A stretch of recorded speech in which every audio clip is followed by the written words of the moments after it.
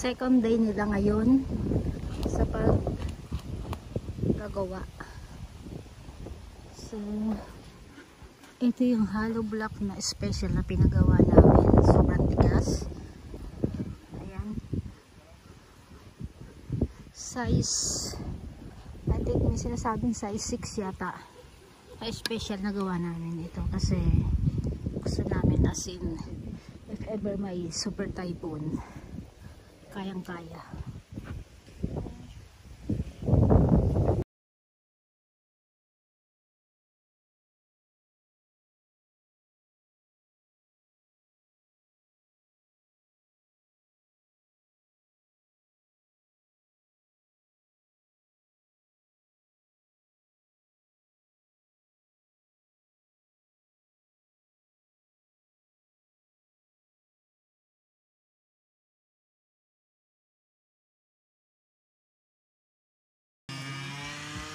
Anong size po nito? Size po.